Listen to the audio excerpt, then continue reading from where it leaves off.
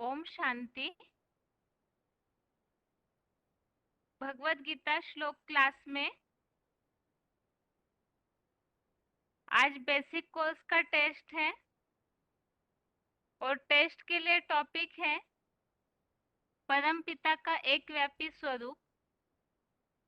इसमें हमने शंकर किस तरह एक व्यापी स्वरूप है, अविनाशी है, उसके प्रूफ समझे हैं और इसके अलावा रिवीजन के टॉपिक में सर्व आत्माओं का पिता एक है। टेस्ट के लिए पहला प्रश्न है, वेदों और उपनिषदों के हिसाब से भगवान किन्हें माना गया है?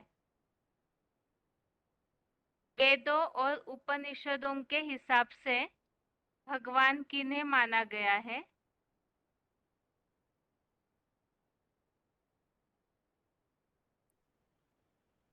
फोन अनम्यूट है किसी का?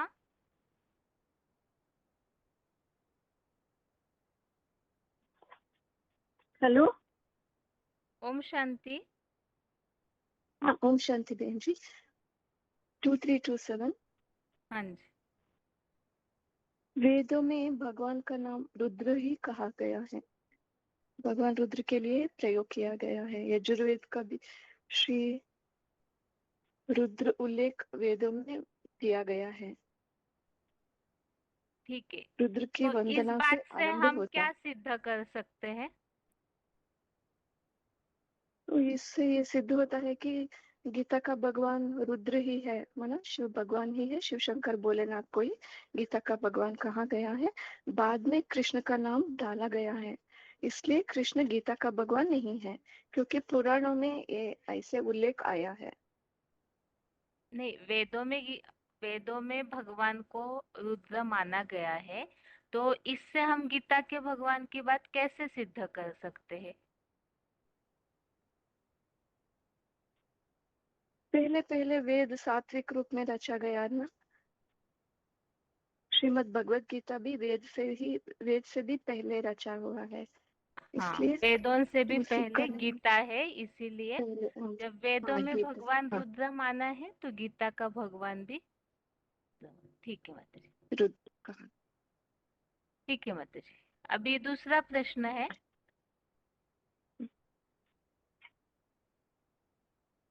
भगवान के बारे में जो अनेक मान्यताएं निर्माण हुई है ना, उसके कारण क्या नुकसान होता है और वो किस कारण ये वैरायटी प्रकार की मान्यताएं निर्माण हुई है?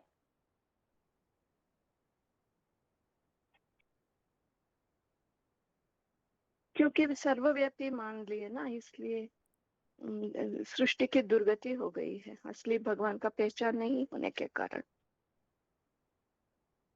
ठीक है माता जी। मनुष्य से भिखारी बन गए। हाँ, ठीक है माता जी। ओम शांति।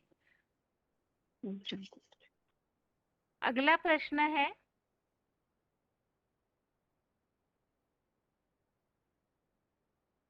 शिवलिंग और सालिग्राम में क्या विशेष अंतर देखने में आता है और इस टॉपिक को हमने यहाँ किस प्रसंग में समझा है? शिवलिंग और सालिग्राम में विशेष क्या अंतर है और यहाँ परमपिता के एक व्यापी स्वरूप में हमने इस टॉपिक को क्यों समझा? फोन अनम्यूट है। हेलो। ओम शांति। हेलो। ओम हाँ, ओम शांति। शांति। रोल हाँ, नंबर? 19/5/45। 19/5/45। मधुबन। 19/5/45। मधु। खगड़िया। ठीक है, उत्तर हाँ, बताइए। खगड़िया। हाँ, शिवलिंग को बंधन नहीं दिखाते, शालिग्राम को बंधन दिखाते हैं। शिव रुद्र उनके ही नाम है, जैसा काम ऐसा नाम है। शिवलिंग बड़ा और शालिग्राम छोटे छोटे बनाते हैं। बड़ा काम करने वाले हैं, शालिग्राम छोटे छोटे काम करने वाले हैं। शालिग्राम सभी बंधन में आ जाता है। बंदरों में सबसे बड़ा बंदर किसको कहा जाता है, जो कि पकड़ में नहीं आ सकता? वो शिव शंकर भोलेनाथ है। ओम शांति बहन। हाँ ठीक है माता हेलो। जी। हाँ माता जी, ओम शांति। ठीक। ओम शांति। अभी अगला प्रश्न है, ये प्रसंग हमने किस कारण से समझा था कि शालिग्राम को बंधन दिखाते और शिवलिंग को नहीं बंधन दिखाते। तो ये प्रसंग हमने इस टॉपिक में क्यों समझा है, उससे स्पष्ट कीजिए। फोन अनम्यूट है किसी का? मेरा फोन अनम्यूट है। ओम शांति भेज ओम शांति। 4782। हाँ जी। प्रश्न क्या है बोले? हेलो। शिवलिंग और शालिग्राम में जो अंतर है ना, तो हम्म, ये बातें हमने परमपिता के एक व्यापी स्वरूप के टॉपिक में क्यों समझी है? शिवलिंग और शालिग्राम में जो अंतर है उसे हमने क्यों समझा यहाँ पर? क्योंकि जैसे बाहर की दुनिया में भक्ति मार्ग में आत्मा सो परमात्मा कह दिया ना, भगवान को सर्वव्यापी कर दिए हैं। इस जो आत्मा है वही परमात्मा है। तो ये ये तो सच नहीं है, ये तो झूठी बात है कि परमात्मा एक है और एक व्यापी है, और परमात्मा का रूप स्वरूप एक है, बाकी सब जन्म मृत्यु चक्र में आने वाले हैं। और जो वो तो जो जिस रूप में आता है अजन्म अभोक्ता, अगर वो ऐसे ही उसको शास्त्र में भी लिखा हुआ है, फिर भी उसका प्रूफ देने के लिए शिवलिंग और शालिग्राम के रूप में उसका यादगार रखा गया है। शिवलिंग का पाठधारी ऐसा पाठ बजाने वाला है जो सबसे बड़ा पाठ है संसार में, सबसे बड़ा पाठ अदा करने वाला है, जो जन्म मृत्यु के चक्र में आने वाला है, आने वाला नहीं है, और वो ही सबका सदगति दाता है। और वो तो बंधन में नहीं आता है। तो ये प्रूफ देने के लिए शिवलिंग और शालिग्राम को अलग अलग दिखाया गया है, छोटा बड़ा रूप में दिखाया गया है। वे तो बड़ा पाठधारी है, सबसे सबको सदगति करने वाला, रास्ता दिखाने वाला, मुक्ति जीवन मुक्ति देने वाला है, इसलिए ये रूप दिखाया गया है शिवलिंग। ठीक है। आत्मा है सब। हाँ जी। दूसरा प्रश्न है, हाँ जो पॉइंट हमने समझा था इस तरह से कि शंकर जो है वो मृत्यु पर जीत पाते हैं, तो उसका कारण क्या है? मृत्यु पर जीत पाने के लिए कौन सी ऐसी विशेषता धारण करने पर मृत्यु पर जीत पाते हैं, ऐसे गीता में उल्लेख आया है? मृत्यु पर जीत शंकर को जन्म या मृत्यु नहीं दिखाते हैं। माने ये तो बेहद की बात है, लेकिन जो भी जन्म माने शरीर धारण करने वाले उनको तो एक दिन शरीर छोड़ना पड़ता है, लेकिन शंकर का जो मृत्यु है जैसा है उसको कोई देखने वाला नहीं है संसार में। तो माने जैसे गीता में बोला है, जातो श्री ध्रुव जन्म जातो श्री ध्रुव मृत्यु ध्रुव जन्म मृत्यु, जन्म चक्र में तो सभी आएंगे, जिन जो भी मनुष्य आत्माएं है। लेकिन ये शूटिंग पीरियड की बात है। ये जो शंकर वाली आत्मा जो पार्ट बजाती है वो जन्म निश्चय अनिश्चय के चक्कर में कभी नहीं आता है। अ, एक बाप की याद में सदा स्थिर रहता है, और ठीक है। उसका पाठ भी ध्रुव है, इसलिए उसका जन्म नहीं दिखाते हैं, जन्म मृत्यु का आने। लेकिन शिव का तो जन्म दिखाते हैं, मैंने शिवरात्रि के रूप में पालन करते हैं, शिव जयंती के रूप में, महाशिवरात्रि के रूप में। तो इसी प्रसंग में हम समझ सकते हैं कि ये शंकर के लिए ही ऐसे ही समझेंगे। ठीक है। कल जो टॉपिक समझा है वो थोड़ा सा अलग प्रसंग था। हाँ ठीक है। जी। अभी आपने उत्तर सारा सही दिया है, लेकिन ये हम्म, पहले हो चुकी है बातें। कल कुछ अलग श्लोक के आधार से इस बात को समझा था। अभी आगे सुन लीजिएगा, कोई बता देंगे उत्तर। ठीक है। ठीक है ठीक। ओम शांति। शांति। आगे और किसी का फोन अनम्यूट है? ओम शांति। ओम शांति दीदी। 23386 ढेंकानाल। हाँ जी। ये जो अभी जो प्रश्न पूछे थे ना दीदी कि ये जो शालिग्राम और शिवलिंग का यादगार हम क्यों समझे, वास्तव में गीता का भगवान जो श्री कृष्ण को माना गया है, श्री कृष्ण गीता का भगवान नहीं है। इसको समझने के लिए हमने ये शालिग्राम और शिवलिंग का उदाहरण जो लिए थे, क्योंकि हम जो बोलते हैं कि अभी माना जैसे गीता के आधार पर ये स्पष्ट हुआ है कि अव्यक्त मूर्ति ना से सारी संसार का उत्पन्न होता है और सारे संसार उसी में समा जाते हैं। तो वही सारी संसार का श्रेष्ठ निकृष्ट प्राणी सभी जो कि गीता की माना उसमें जो समा जाते हैं, जिनको गीता का रचयिता माना जाता है, क्योंकि माना वेद से पहले गीता है, जो बात स्पष्ट हुआ है। तो गीता में भगवान उवाच लिखा गया है, रुद्र भगवान उवाच करके जो वेद में लिखा हुआ है। तो इससे साबित होता है कि गीता का भगवान जो है वो रुद्र है, और वही रुद्र जब अव्यक्त मूर्ति बन जाता है उसी से सारी सृष्टि का उत्पन्न होता है। तो इसीलिए श्री कृष्ण भी उसी अव्यक्त मूर्ति में समा जाते हैं, क्योंकि श्री कृष्ण जो है वो जन्म मरण के चक्र में आते हैं, वो तो देवता है। तो इसीलिए माना ये जो मनमना भाव जो होकर के अपनी अवस्था जो प्राप्त कर लेते हैं महादेव शंकर, उसी की यादगार में मंदिरों में शिवलिंग को निर्बंधन दिखाया गया है, क्योंकि वो संसार के कोई भी बंधन से परे है।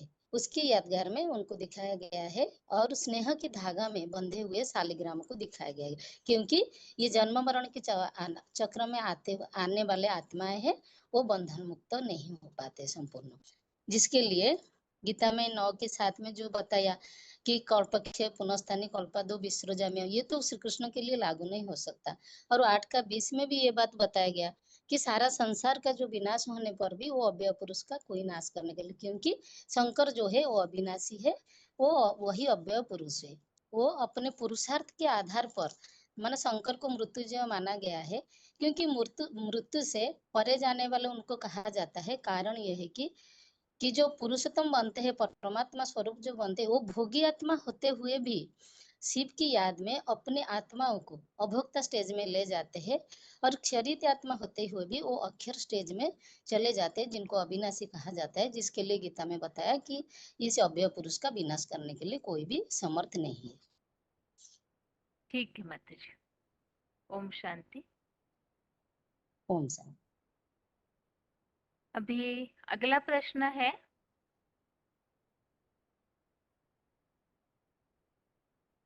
कल्प के अंत में सब समा जाते हैं और कल्प की शुरुआत में फिर उसी परम ब्रह्म से सारी सृष्टि निर्माण होती है। इस प्रसंग में लागू होने वाला श्लोक। कल्प के अंत में सारी सृष्टि उनमें समाती है और शुरुआत फिर उसी परम ब्रह्म से नंबरवार होती है। ओम शांति। ओम शांति। Roll number 13,702। 9-7 9 অধ্যায় 7 সর্বভূতানি কন্তেয় প্রকৃতিম ইয়ান্তি মামিকাম কল্পক্ষয় পুনঃস্থানে कल्पादो सृजाम्यहम्। माना कल्प अंत में सभी देव दानव पशु पक्षी पेड़ पौधों आदि जल जंगम पदार्थों सहित प्राणी मात्र ही मेरी शिव समान ज्योति परा ज्योति हीरा प्लस शिवलिंग अपरा प्रकृति की उत्कृष्ट रचना है।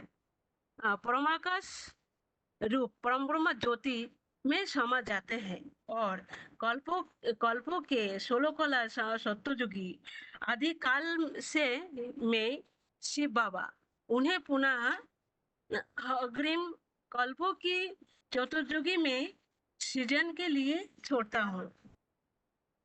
ठीक है। दूसरा प्रश्न है आपके लिए,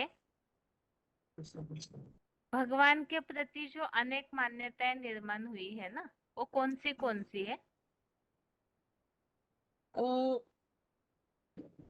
अच्छा, अनेक मान्यता माना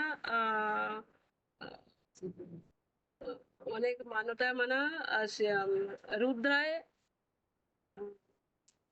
एक मिनट बोल रहे हैं। भगवान के लिए क्या क्या लोग समझते हैं? भगवान के रूप, अवतार, नाम, स्थान, बहुत सारी बातें हैं, कुछ भी बताइए।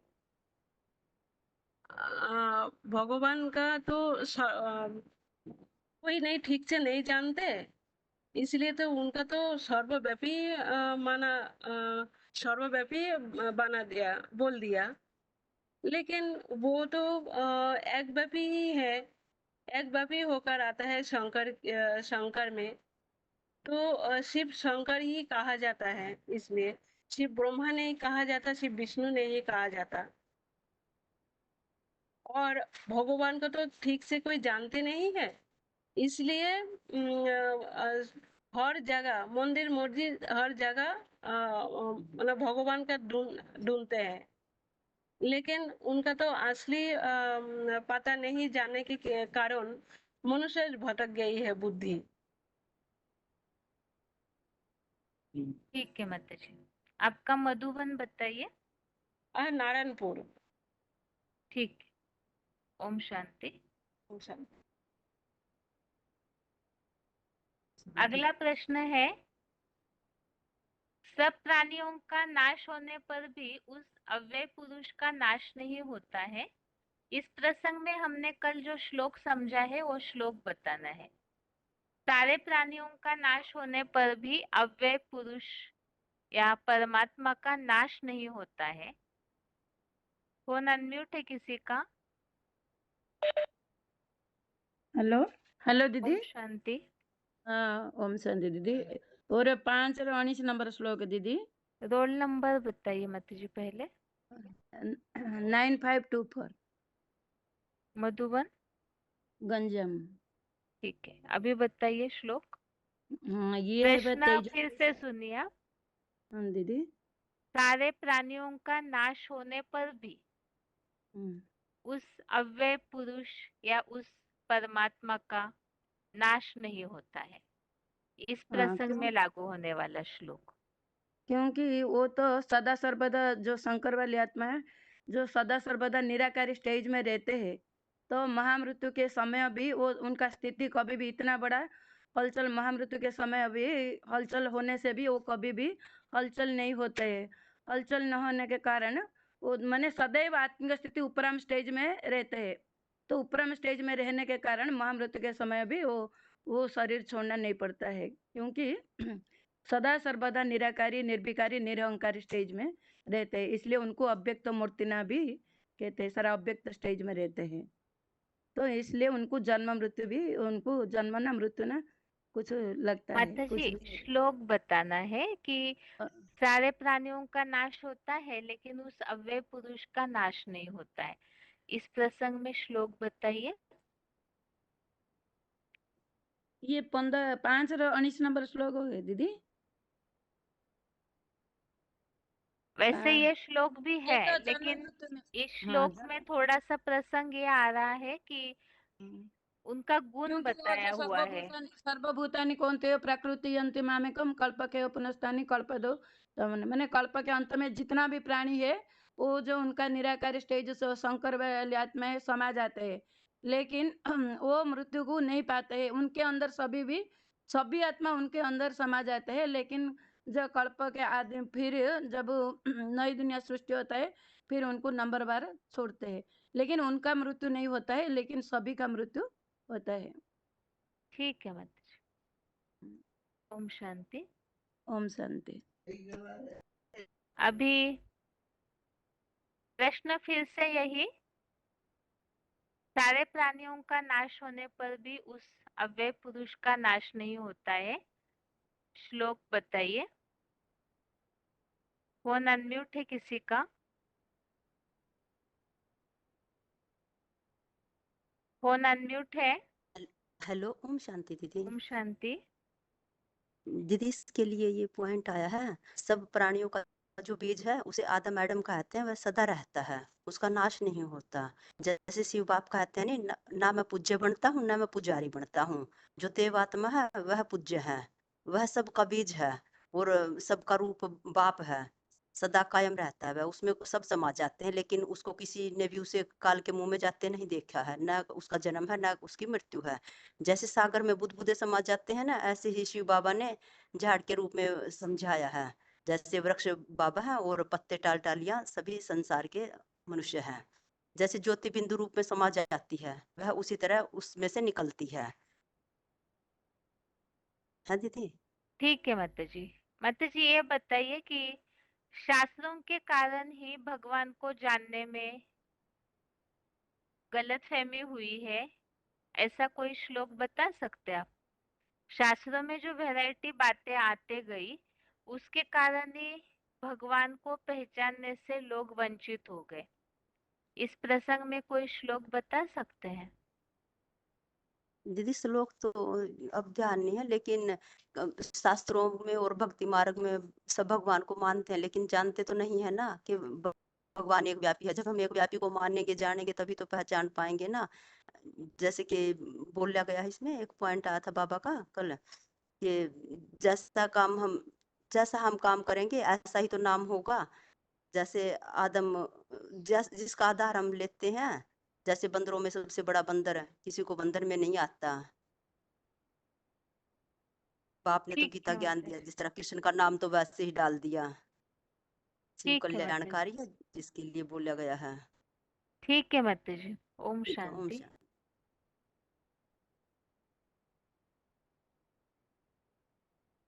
प्रश्न फिर से वही जो प्रश्न पूछा था अभी।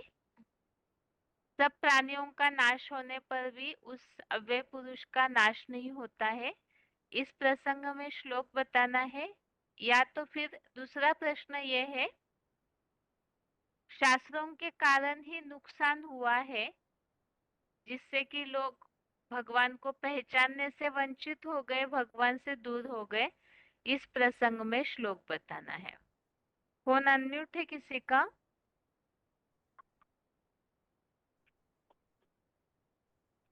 Phone hello. अनम्यूट। ओम शांति। Roll number?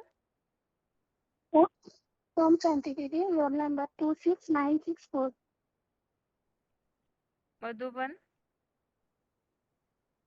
हल्दिया। ठीक है, बताइए उत्तर। दीदी वो 2 का छात्र होगा जो अविनाशी तु तद्विद्धि येन सर्वमिदं ततं विनाशाय मद्वाय शास्त्रो न कथित होतु महति। फिर इस वर्ड थोड़ा सा नहीं हुआ। इसका माने है इस मानव सृष्टि वृक्ष के बीच महादेव द्वारा यह सारा असत्य नामक सृष्टि वृक्ष फैला है। उसका तो अविनाशी जान उस अविनाशी जगत पिता स्वरूप साकार बीज का विनाश करने में कोई भी समर्थ नहीं है। कल्पांत में भी वो अकलमुख है। ठीक है, ओम शांति। तो आज का कुछ ओम शांति। आगे और किसी का फोन अनम्यूट है इसी प्रश्न के लिए? उस अव्यय पुरुष का नाश नहीं होता है, इस प्रसंग में एक श्लोक बताया, वो भी सही है, वो पिछले टॉप बार हमने समझा था। इस हफ्ते जो श्लोक समझा है वो बताइए। फोन अनम्यूट है किसी का?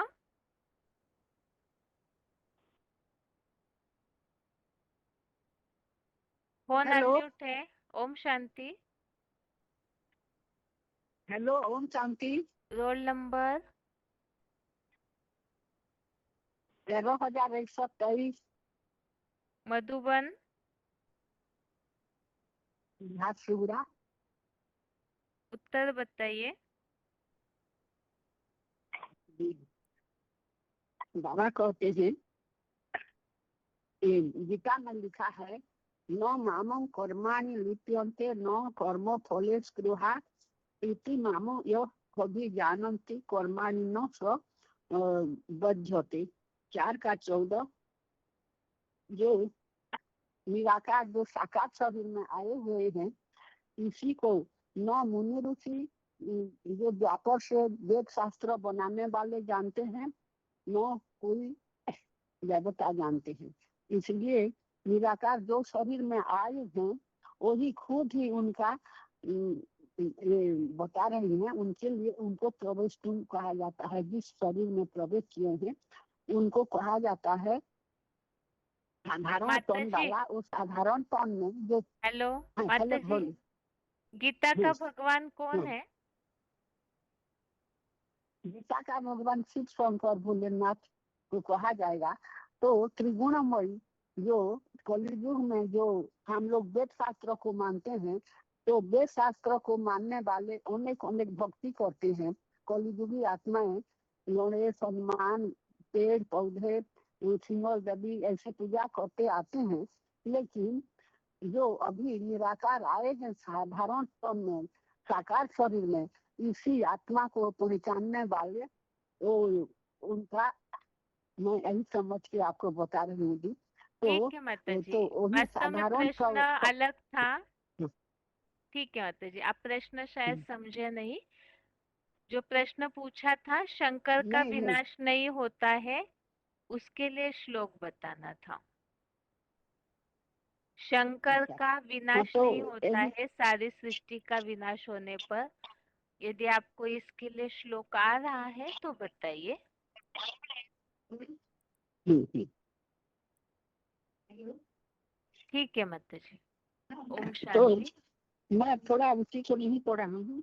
नौ चाहते हैं और कुछ होता है। अब इसी का दूसरा श्लोक होगा उत्थान धर्म का उत्थान और पतन जो शरीर माता में जी, आए हुए हैं माता इसी जी, के लिए। अभी बहुत हाँ लोग लाइन में हैं और आज की टेस्ट के लिए अलग टॉपिक है।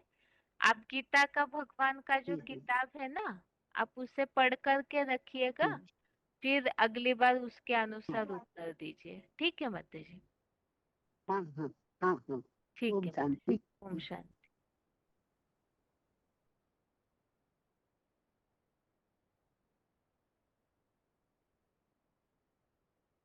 आगे और किसी का फोन अनम्यूट है?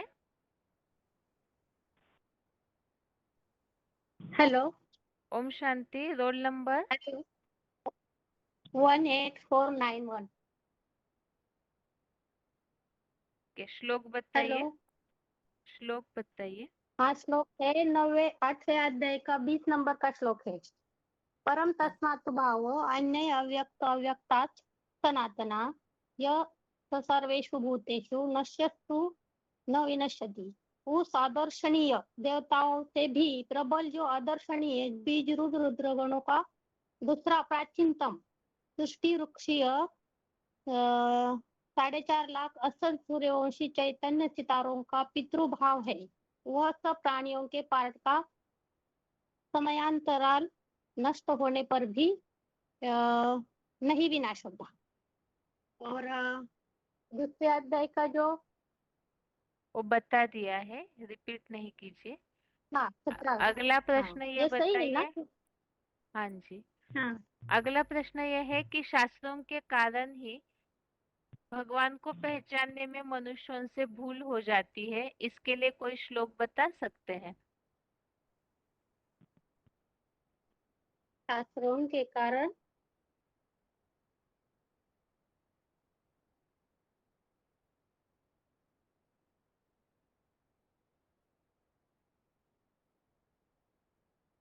आप सोचिए, तब तक और किसी का फोन अनम्यूट किया जा रहा है।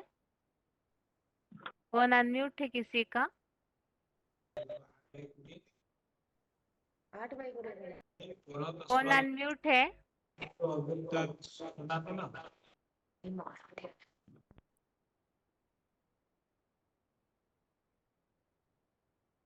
फोन अनम्यूट है किसी का?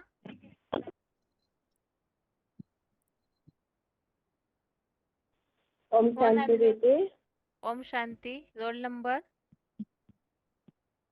26 वाला ठीक है, उत्तर प्रश्न बताइए। क्या था? क्या प्रश्न? शास्त्रों के कारण ही भगवान को पहचानने में भूल हो जाती है, तो ऐसे शास्त्रों के कारण नुकसान हुआ है, शास्त्रों में ऐसी क्या कमी है जिस कारण नुकसान हो जाता है? इसके लिए कोई श्लोक बता सकते हैं? तो क्या 41 है? बताइए। बताओ। हाँ जी। व्यवसायत्मिका बुद्धि यस्का यह पुरुनंदन बहुशाखा ही अनंतश्च बुद्धय यज्ञ शैलम। हे पुरु वैश्य हर्ष दाता प्रहलाद इस योग में निषेधात्मक अरे भावार्थ बताओ दीदी। जो न जानने के कारण विधर्मियों में कन्वर्ट हो जाते हैं, शक करते हैं। ठीक है माताजी, ओम शांति।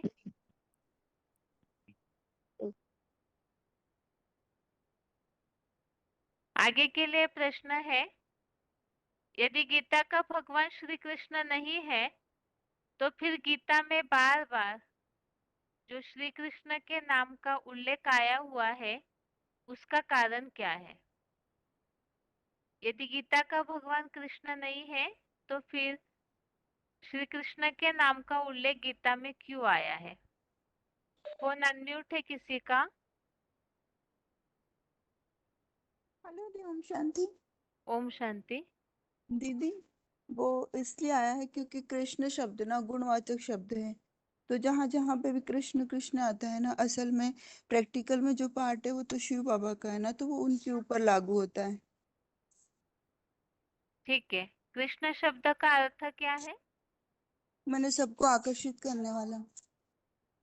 ठीक, ओम जी शांति। शांति जी। अभी अगला प्रश्न है, जो टॉपिक हमने कल समझा था उसमें इस तरह से बातें आई हुई है कि बहुत सारी जगह पे भगवान के नाम को सर्वसामान्य कर दिया हुआ है। वो किस तरह से और उसका कारण क्या है? बहुत सारी जगह पे भक्ति मार्ग में भगवान का नाम बहुत सामान्य रूप से प्रयोग किया गया है। वो किस तरह से, उदाहरण सहित बताइए, और उसका गीता पर क्या प्रभाव पड़ता है उसे भी स्पष्ट कीजिए। फोन अनम्यूट है किसी का?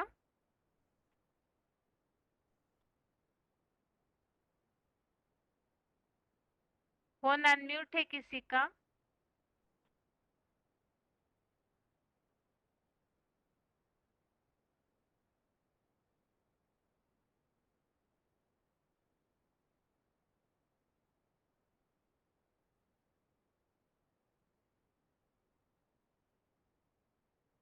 फोन अनम्यूट है किसी का?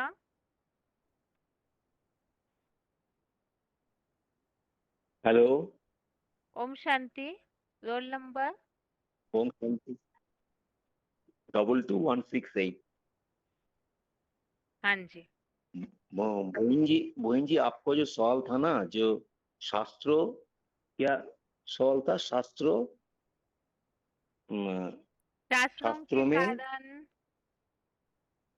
हाँ, शास्त्रों के वो कारण ही भगवान वो को पहचानने में भूल हो जाती है। भूल हो जाता है, क्योंकि शास्त्र तो 3 गुणों से बंद, प्रसारित होते हैं। गुणों में अंदर अंदर अंदर में रहता है। 3 गुणों से परे नहीं होता है। शास्त्रों 3 गुणों से परे नहीं होता है। इसीलिए सेकंड चैप्टर 45 नंबर श्लोक में दिया हुआ है, जे शास्त्र वेद 3 गुणों से विषय वाला है, 3 गुणों से परे नहीं है।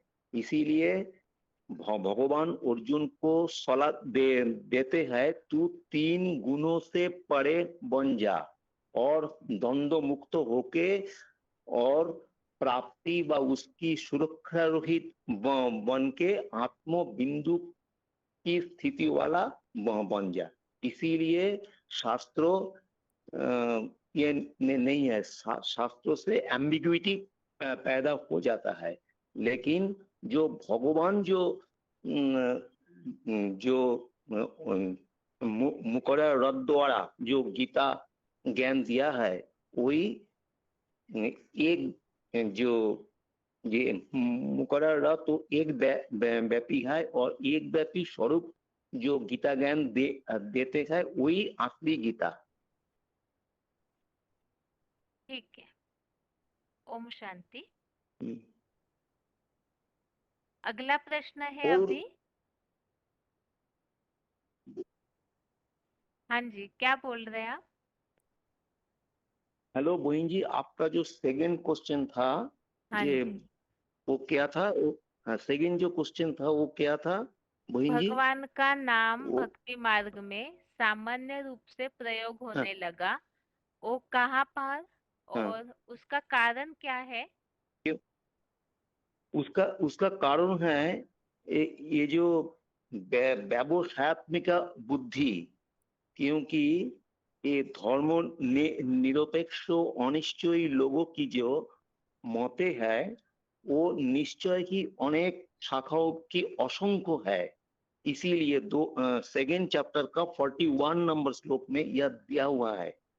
हाँ, तो हमको लगता है, वेदर आई एम करेक्ट और नॉट आई डोंट नो, लेकिन ये हमको लगता है। ठीक है, हम्म, उत्तर सही है आपका व्यवसाय ये भी। व्यवसाय व्यवसायत्मिक बुद्धि एका इह कुरु नंदन बहु शाखा की अनंता च बुद्धय व्यवसायिनम। ये जो श्लोक है वही ठीक है, इसके लिए। हाँ जी, ठीक है, ओम शांति। ओम शांति।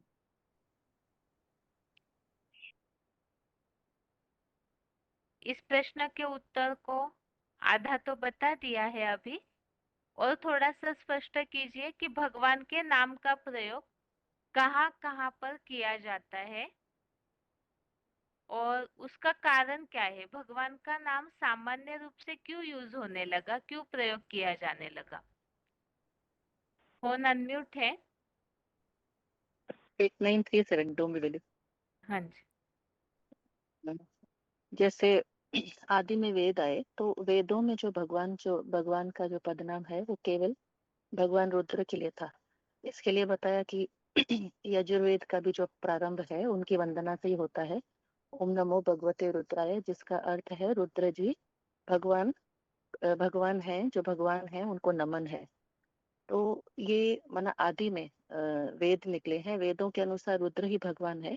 बाकी फिर जो देवताओं को पदनाम मिला है वो उनको पुराणों से मिला है, और बाद में ग्रंथों के आधार पर नारद और व्यास को भी इसी उपाधि से अलंकृत किया गया। और उसके बाद तो जब बोलचाल की भाषा आई तो हर एक को ही जैसे कि भगवान उपाधि लगाने लग गए। और विष्णु के लिए भी जो कहते हैं ओम नमो भगवते वासुदेवाय, ये भी वैदिक नहीं है, पौराणिक है। तो इसका मतलब ये है कि जैसे भगवत गीता है वो वेदों और उपनिषदों का सार है। तो स्वाभाविक है कि अ, अगर सार में ये बात है, इसीलिए वेदों में भी और उपनिषदों में भी आई है। तो अगर वेद और उपनिषद जो बाद में निकले हैं उसमें अगर रुद्र को ही भगवान बताया जा रहा है, तो गीता का भगवान माना जो आदि होगी उसमें तो और ही क्लियर होगा कि गीता का भगवान रुद्र ही है। और इनको न समझने के कारण ही दुनिया में जो भी समस्याएं हैं, चाहे वो गरीबी की हो, चाहे दरिद्रता की हो, चाहे पवित्रता की हो, चाहे बुद्धि भ्रष्ट होने की हो, सर्वव्यापी वाली जो गायन हो गया, ये सारे कारण इसीलिए हैं कि भगवान की उपाधि सभी को देने लग गए। और इस ज्ञान का तो आरंभ ही होता है अविनाशी रुद्र ज्ञान यज्ञ से। ठीक है माता जी, ओम शांति। ओम शांति। अगला प्रश्न है,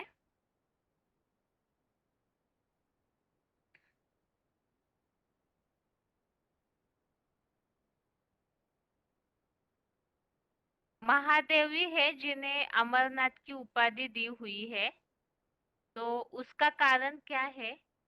कौन सी ऐसी विशेषता है जिस कारण से महादेव अमर बनते हैं?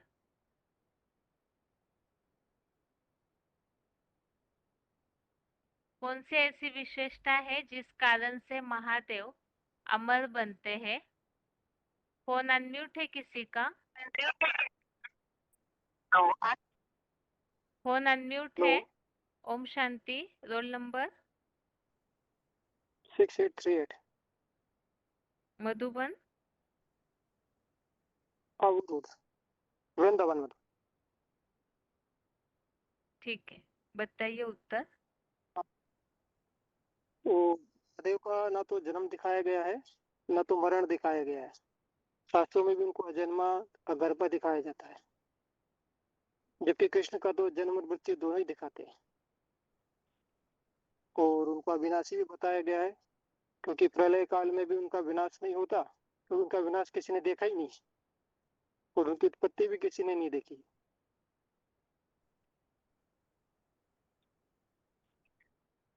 हाँ ठीक है, यहाँ थोड़ा सा ये प्रसंगत बताना होगा कि महादेव में ऐसी क्या विशेषता है। श्लोक हमने कल देखा था एक, कि ऐसे श्लोक में उल्लेख है कि जिनका मन समानता में स्थिर है वही मृत्यु लोक रूपी संसार को जीत लेते हैं। तो इस भावार्थ का श्लोक बताइए। ये सामने स्थित मना सर्वो, ऐसे कुछ है, याद नहीं है। ठीक है, ठीक है। ओम शांति।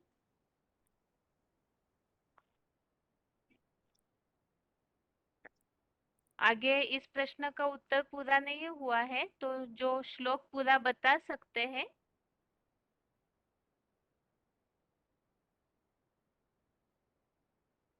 फोन अनम्यूट किया है किसी का? फोन अनम्यूट है। 24548 24548 जिनका डिस्प्ले में रोल नंबर दिख रहा है। हेलो। ओम शांति। ओम शांति। इसका अर्थ है, ये जो 8 का कोड़ी है ना, उसमें है वो उस आदर्शनीय देवता की जो प्रबल आदर्शनीय बीज रूप रुद्रगण का दूसरा प्राचीनतम सृष्टि का 4.5 लाख असल सूर्यवंशी चैतन्य सितारे है, उनका पितृभाव है। वो सब प्राणियों के पाठ का नाश होने पर वो नाश नहीं होता। तो ये महादेव का जो इसलिए को बहुत माने श्रेष्ठ माना जाता है। और कल्प में आदि में भी उत्पन्न होने का मूल कारण वही महादेव है। उनका जन्म भी कोई नहीं जानता, इसलिए गीता में भी स्पष्ट आया है, जब जो माँ मजम अनादि व्यतिलोक महेश्वरम असमरस मत प्राप प्रमुचते, जो मुझे अजन्मा अनादि महेश समझ लेने वाला है वो समस्त पाप से मुक्त हो जाता है। यहाँ पर पाप और मुक्तदाता श्री कृष्ण के नहीं, अपितु महान ऋषि महान महेश अर्थात महादेव और शंकर को ही कहा जाता है। इसका ये अर्थ है। ठीक है, जी। ओम शांति। ओम शांति। आपका मधुबन बताइए। ढेंकानाल बहन जी। ठीक। Roll number?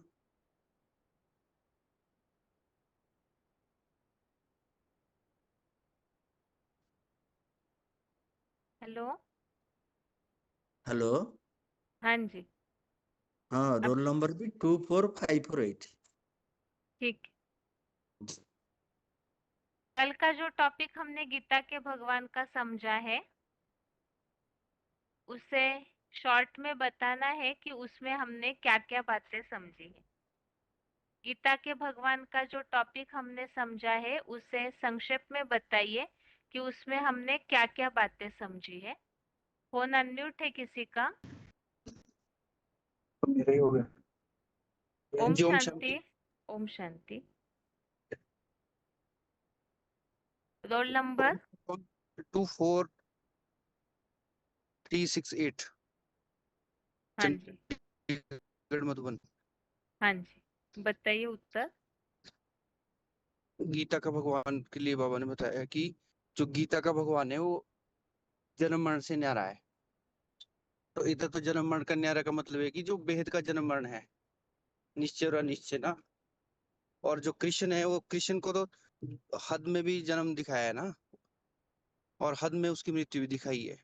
तो इसलिए क्या है, वो गीता का भगवान नहीं साबित हो सकता।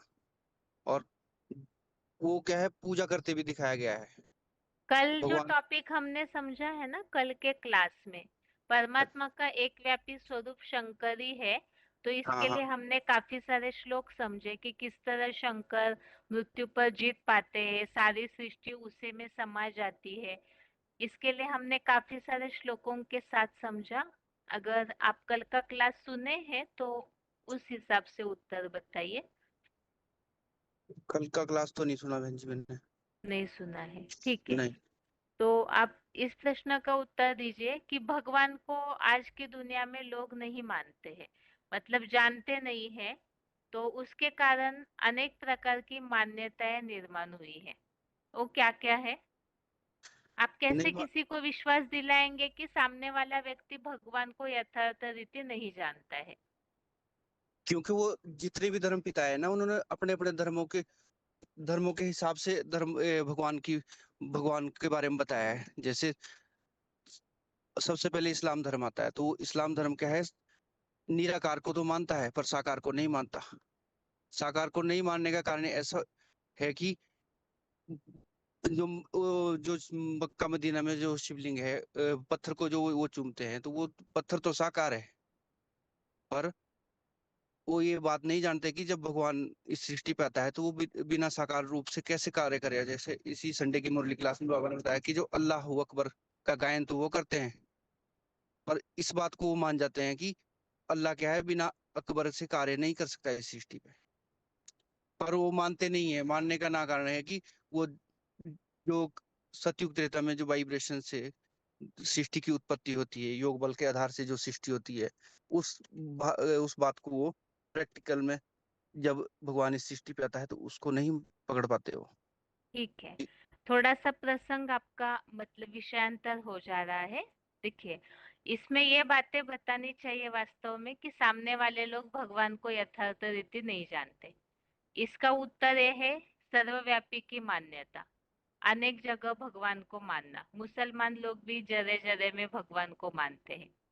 इसी तरह से अनेक अवतार मानना, अलग अलग युगों में भगवान को मानना, और भगवान के जैसे अलग अलग नाम दिए हुए हैं तो उसकी यथार्थ का न जानना।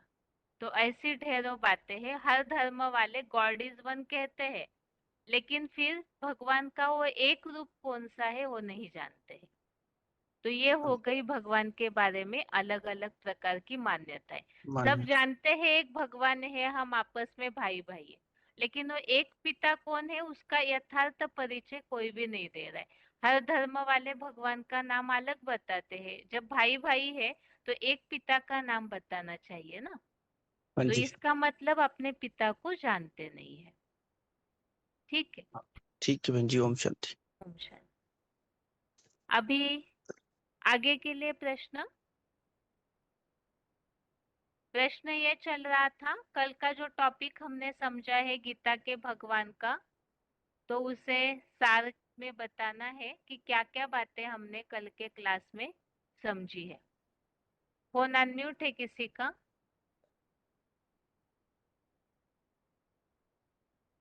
फोन अनम्यूट है किसी का?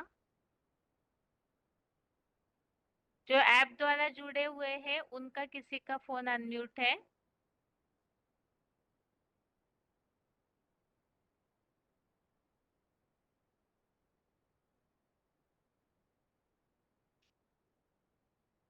अगर आपने हाथ उठाया है तो अपने फोन पे ध्यान दीजिए। कोई नया नाम दिख रहा है, शायद पहली बार ही फोन हाथ उठाया होगा। आगे और किसी का फोन अनम्यूट है? हेलो। ओम शांति। ओम शांति। Roll number? 3028 जलगांव में। हाँ हाँ जी। कल हमने समझा था कि भक्ति मार्ग में शंकर तो अवयव पुरुष दिखाते हैं, वही गीता का भगवान शिव शंकर भोलेनाथ है, ऐसा तो ढेर सारे आपने बताए थे पॉइंट। जैसे कि 5 के 19 में बताया कि जो जीते जी समानता में स्थिर रहता है, वो अपने जीते जी इस संसार को जीत लेते हैं। और 8वें अध्याय के 20वें श्लोक में बताया था कि जो सारे संसार का विनाश होने के बाद भी वो उनका विनाश नहीं होता है। और 2 के 17 में बताते हैं कि जो इस सृष्टि का आदि करता है, मानो जिससे विस्तार होता है सारी सृष्टि का, उसके लिए उसका विनाश करने के लिए कोई भी समर्थ नहीं है, ऐसे दिखाते हैं। और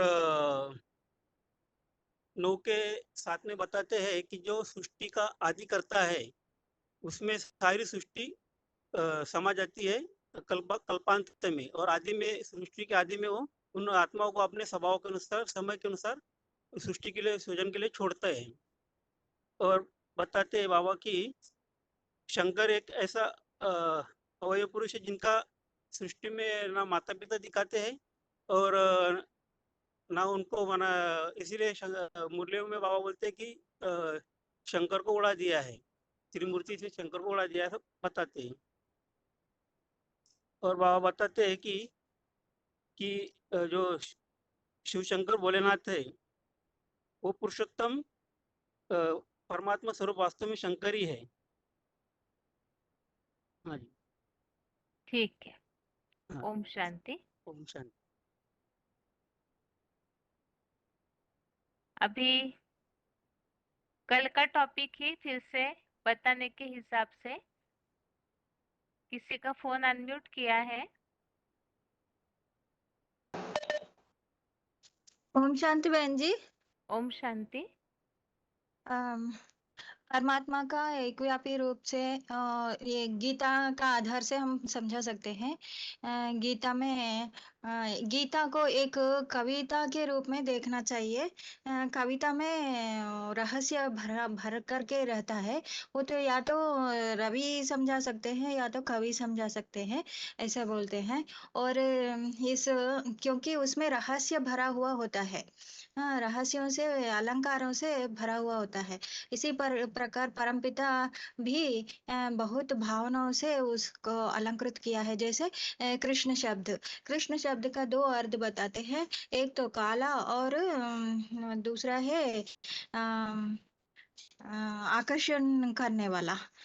काला इसलिए क्योंकि जो जिसमें शिव प्रवेश करते हैं वो तो सदा कायम है, इसलिए आदि से अंत तक परिवर्तन होते लास्ट में काला बन जाते हैं। इसी के यादगार में काला शिवलिंग दिखाते हैं। ये कृष्ण ऐसा शब्द लागू होता है।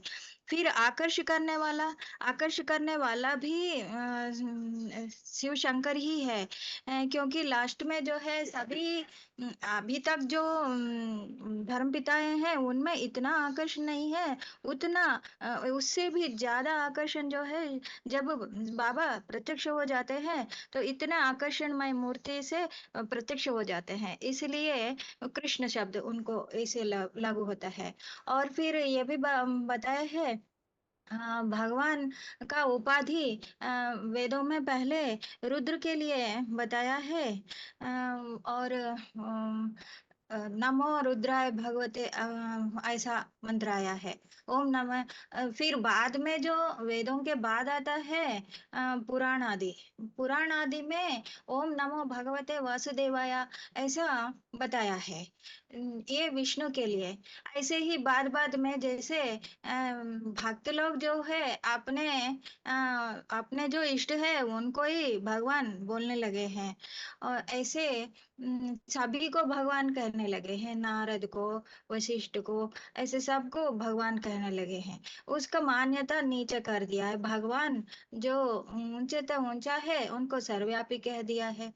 सर्वव्यापी कहने पर फिर उन वैल्यू ही खत्म कर दिया है, इसलिए अंधकार में अभी भटक रहे हैं। और ये परस्तस्मास्तु भावो अन्यो अव्यक्तात् सनातनः यः सर्वेषु भूतेषु नश्यस्तु न विनश्यति। इस श्लोक के आधार से भी हमको पता चलता है कि भगवान जो है सबका विनाश हो जाता है तो भी उनका विनाश नहीं होता, मतलब उनको परमधाम जाते हुए कोई भी नहीं देख सकता। तो ऐसे इसलिए वो अव्यक्त रूप में होते हैं और वो समान स्थिति में रहते हैं, इसलिए वो अविनाशी है। फिर इसी के बारे में बताया है, यो माम जमनादिम च वेति लोक महेश्वरम असमूढ़ समर्थ्येषु सर्व पापै प्रमुच्यते। मतलब मैं मुझ अजन्मा अनादि को जानने से सर्व पापों से मुक्त हो जाता है। ऐसे ही कृष्ण के लिए भी हम बोल सकते हैं कि कृष्ण जो है उसका जन्म भी है और मृत्यु भी दिखाए हैं, और वो भक्ति भी करते हैं, गुरु भी करते हैं, लेकिन अजन्मा, अभोक्ता, अविनाशी, सदगुरु, ऐसे ऐसे उपाधि जो है कृष्ण के लिए न लागू होते हैं। ठीक है। बहन, ओम शांति। शांति बहन जी, ओम शांति। अभी आगे सर्वात्माओं का पिता, इस टॉपिक को हमने कल समझा था। तो जो बातें हमने कल समझी है, अनेक मान्यताओं के कारण नुकसान और शास्त्रों के कारण किस तरह से प्रभाव पड़ा है, तो इसे संक्षेप में बताइए कि कल के टॉपिक में हमने क्या क्या बातें समझी थी। फोन अनम्यूट है किसी का?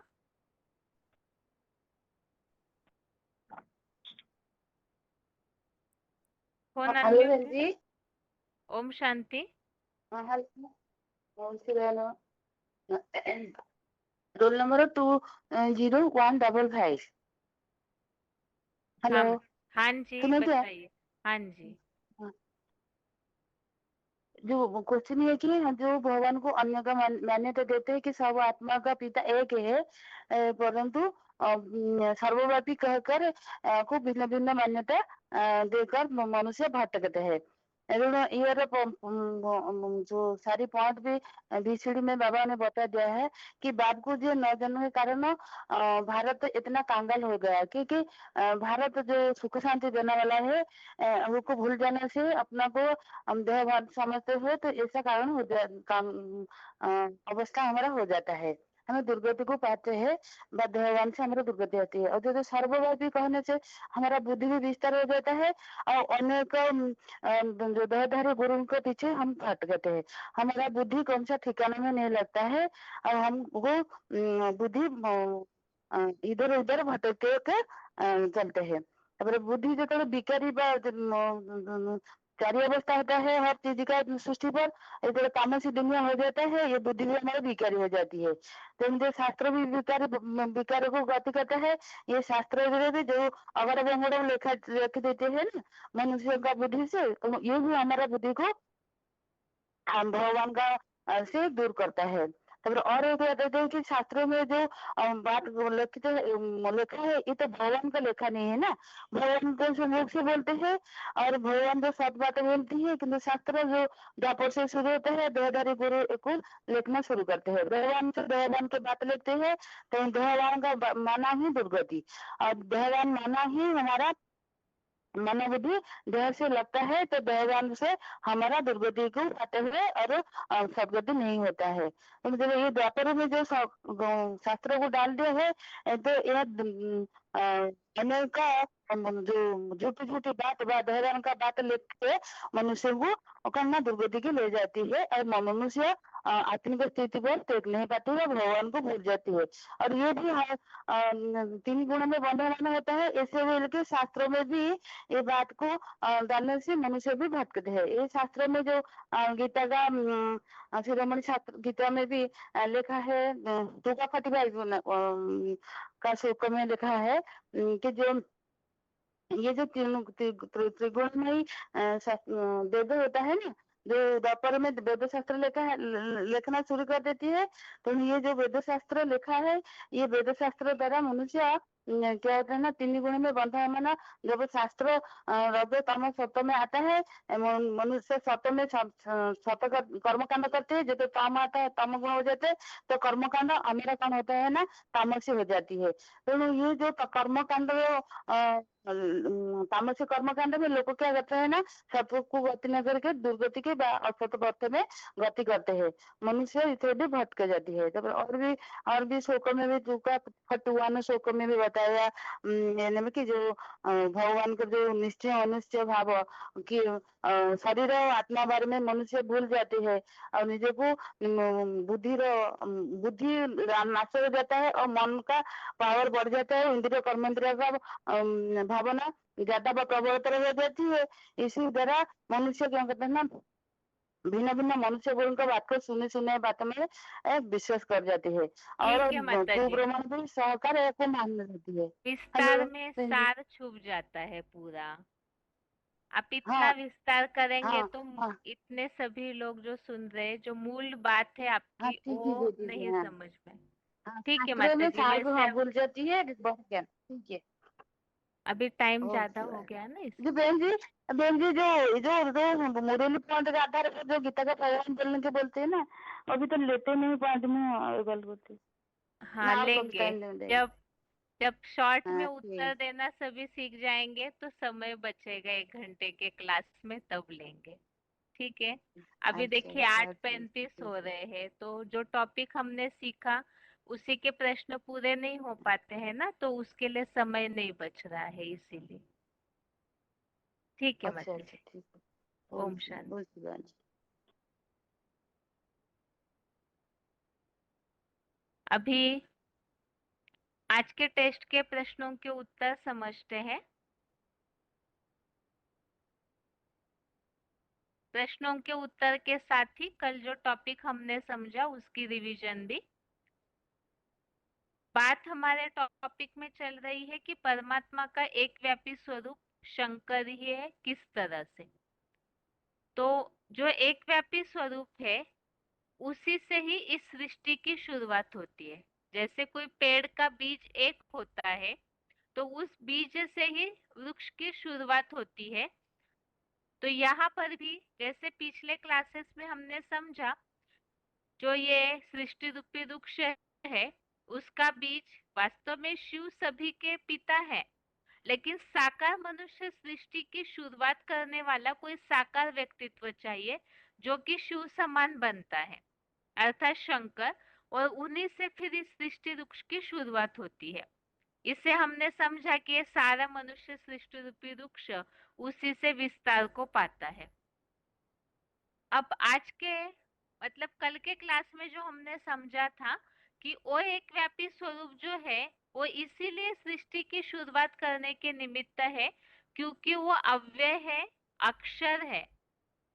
पुरुषोत्तम भी बनते हैं वो उसी आधार से, क्योंकि शिव समान बने हैं तो परम आत्मा कहलाते हैं, सबसे ऊंच ते ऊंच, श्रेष्ठ ते श्रेष्ठ आत्मा।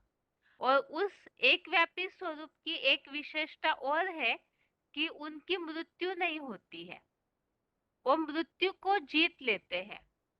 कैसे जीतते हैं? कौन सी ऐसी विशेषता है जिस कारण से शंकर ने मृत्यु को जीत लिया? उसके लिए ही 5वें अध्याय का 19वां श्लोक हमने समझा। यहाँ मृत्यु पर जीत पाने की विशेषता बताई हुई है, खास गुण बताया हुआ है। इहेव तर्जितः सर्गो येषां साम्ये स्थितं मनः निर्दोषं हि समं ब्रह्म तस्मात् ब्रह्मणि ते स्थितः। तो भावार्थ इसका सार में ये है कि जिनका मन समानता में स्थिर है, योगी अर्थात ही बैलेंस वाली स्थिति।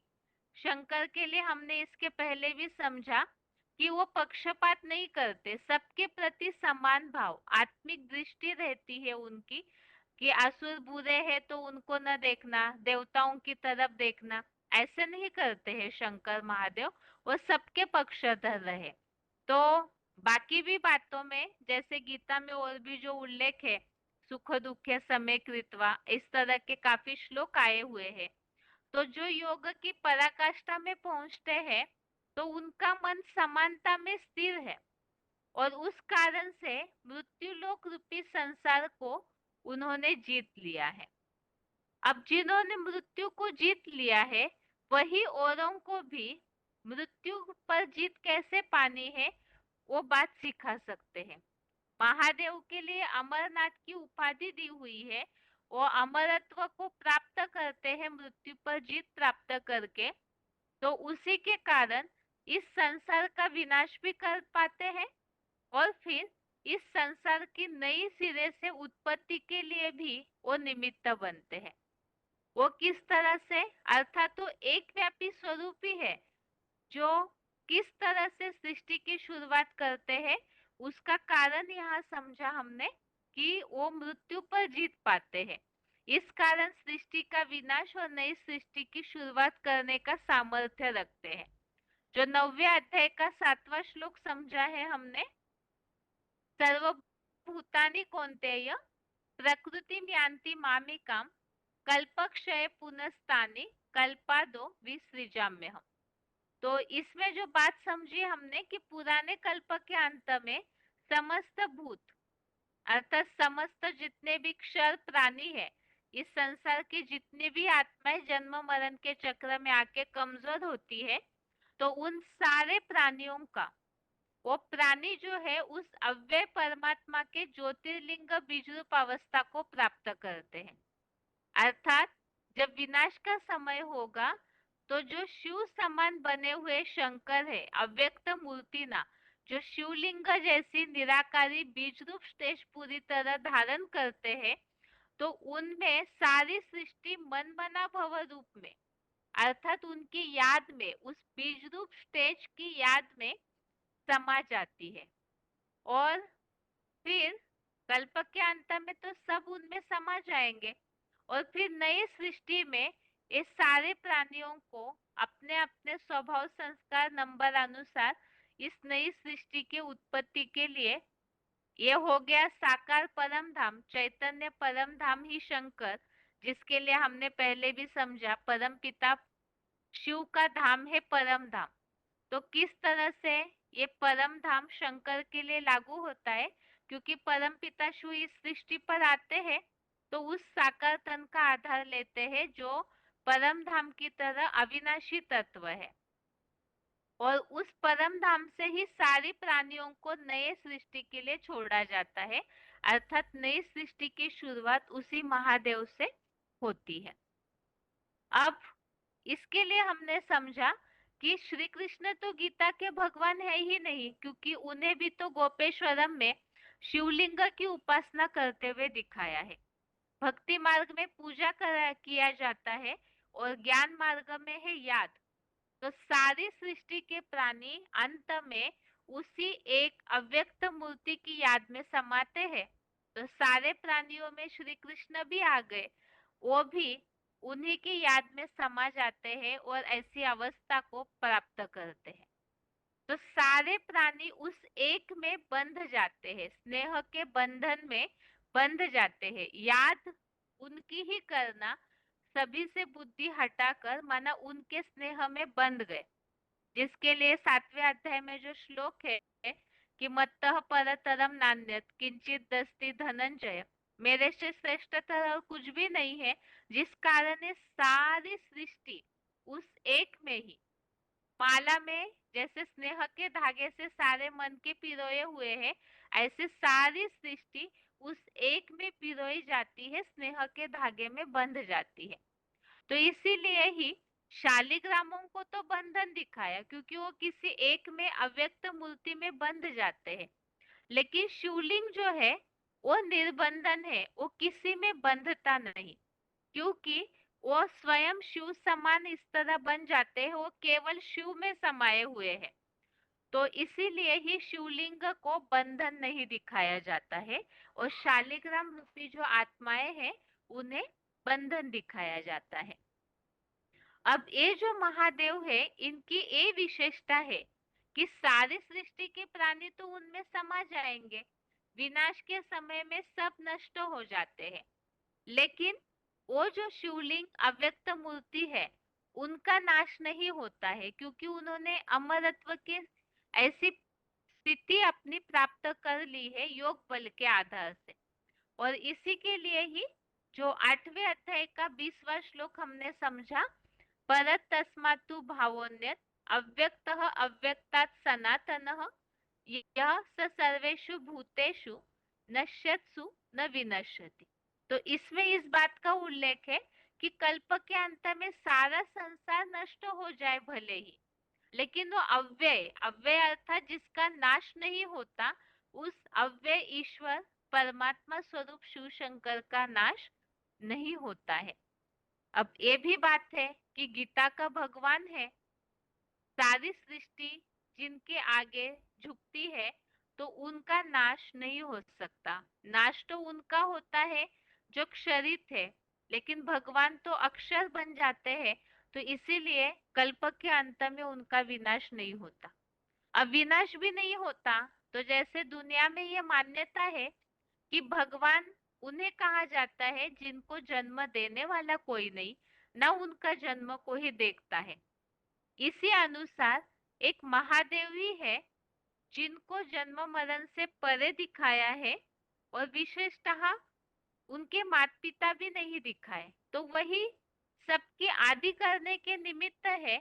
इसके अनुसार ही जो 10वें अध्याय का 3रा श्लोक हमने समझा था, यो माम अजम अनादिम च वेत्ति लोक महेश्वरम असमूढ़ समर्तेषु सर्व पापे प्रमुच्यते। तो इसमें इस उल्लेख को हमने समझा कि जो मुझे अर्थात भगवान को अजन्मा अनादि और महेश के रूप में सारी सृष्टि का वो शासनकर्ता बन जाते हैं, सारी सृष्टि उनमें समाती है, तो सारी सृष्टि के लोक महेश्वरम त्रिलोकी नाथ बन जाते हैं।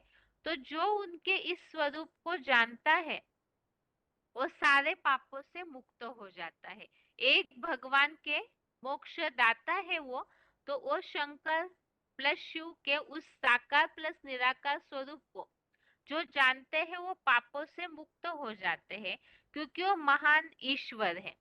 इसीलिए मोक्षदाता के रूप में श्री कृष्ण का कहीं भी उल्लेख नहीं है, बल्कि महादेव को ही मोक्षदाता के रूप में भी माना जाता है, पापों से मुक्ति दिलाने वाले के रूप में भी माना जाता है। तो महान ईश्वर है, महान शासक है, अव्यय ईश्वर है, श्रेष्ठ शासन करता है, ऐसे शिव शंकर की जो मान्यता है, तो ये मान्यता वेदों के समय से ही चलती आई है। इसीलिए वेदों में भगवान के रूप में रुद्र का उल्लेख है। रुद्र अर्थात जिन्होंने रौद्र रूप धारण किया, तो एक शंकर ही है जिनका रुद्र अवतार रौद्र के रूप में गायन है, मान्यता है। और वेदों में भगवान के रूप में, सर्वेश्वर के रूप में रुद्र को ही माना गया है। अब आगे धीरे धीरे जैसे बताया पतन होते गया, मनुष्य विकारी बनते गए, तो ये जो भगवान का नाम है वो सामान्य कर दिया गया। जैसे कि पुराणों में भी भगवान की उपाधि देवताओं के लिए कर दी, नारद को, व्यास को भी भगवान की उपाधि दे दी, और बाद में फिर और ग्रंथों में भी भगवान ने नाम सामान्य कर दिया, अर्थात उसका महत्व ही समझा नहीं। भगवान ये नाम किस बात के लिए लिया जाता है? वास्तव में भगवान वो है जो सबको सुख, मोक्ष, मुक्ति देते हैं, लेकिन न समझने के कारण सर्वसामान्य रूप से भगवान का टाइटल दिया जाने लगा।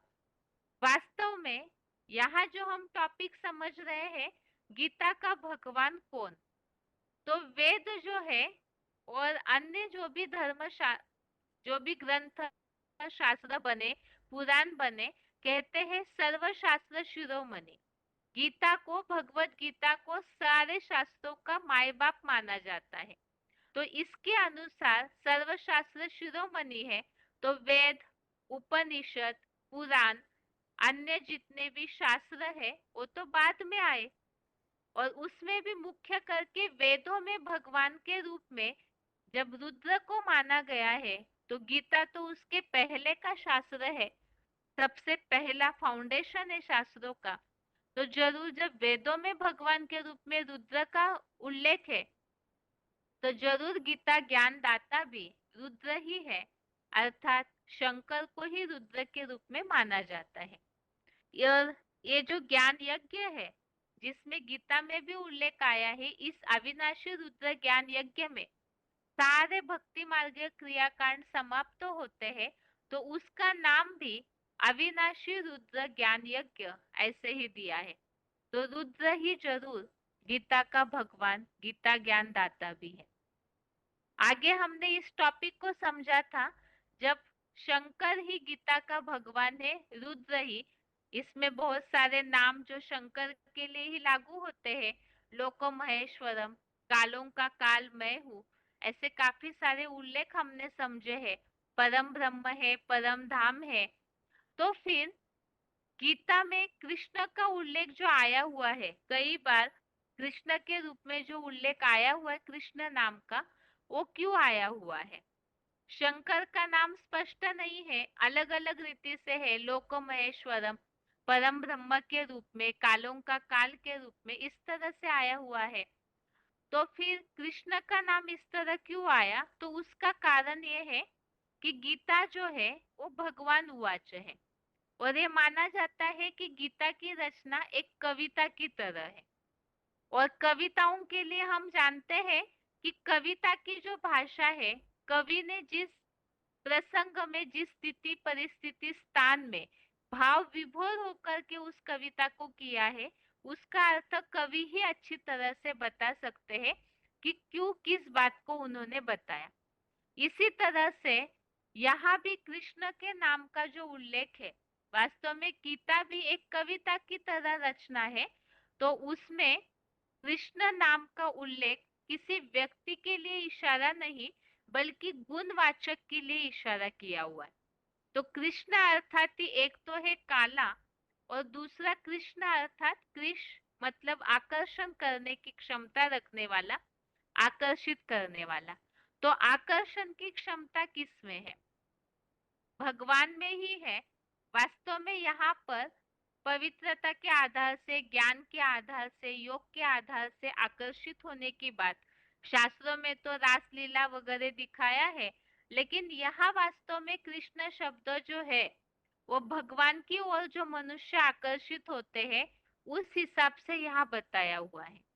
तो इस अनुसार भी अगर हम इस बात को समझे तो काला जो शब्द आया हुआ है कृष्ण के लिए, तो एक महादेव भी है जो इस सृष्टि पर साकार में सदैव रहते हैं। जो हमने समझा कि सृष्टि की आदि भी वो करते हैं, अंत तक भी वो रहते हैं। तो सारी ये त्रिगुण में इस सृष्टि में आदि अंत करने के वो निमित्त है, तो इसीलिए ही उनका वो साकार स्वरूप काला हो जाता है। और आकर्षण करने की बात, तो एक महादेव भी है जो सबके इष्ट माने जाते हैं, चाहे देवताएं हो, असुर हो, सारे भूत प्राणी। जैसे भूतनाथ भी महादेव को बताते हैं, देवताएं भी उन्हीं को देवदेव महादेव के रूप में जानते हैं। असुरों ने भी ईश्वर के रूप में, भगवान के रूप में महादेव को ही आराधना की है। तो इन सब बातों के उल्लेख से यह स्पष्ट होता है कि महादेव ही सबके इष्ट है, तो एक व्यापी स्वरूप के रूप में भी वही है, और गीता ज्ञानदाता के रूप में भी उन्हीं को ही माना गया है। तो इस तरह से कल का टॉपिक प्रश्नों के उत्तरों के साथ ही रिवाइज किया गया है। तो आज तो इतना समय बचा नहीं, लेकिन जिस भी क्लास में टेस्ट के बाद 5-10 मिनट का समय बचता है, तो आप जरूर, जैसे पहले भी टॉपिक बताए हुए हैं, गीता के भगवान का कोई भी टॉपिक रेडी कीजिए। आत्मा का लेसन, 3 लोक का लेसन, सृष्टि चक्र, 84 लाख योनियों में मनुष्य आत्मा नहीं आती, ये जो टॉपिक अभी तक हमारे रिवाइज हो चुके हैं, तो इन्हें 5 या 7 मिनट में आप श्लोकों के उल्लेख के साथ बता सकते हैं। इस तरह जरूर रेडी करके रखिए। जिस भी क्लास में टेस्ट के बाद समय बचेगा, तो जरूर 1 या 2 लोगों का फोन अनम्यूट किया जाएगा कोर्स बताने के। तो आज के लिए गीता क्लास यहाँ तक ही। ओम शांति।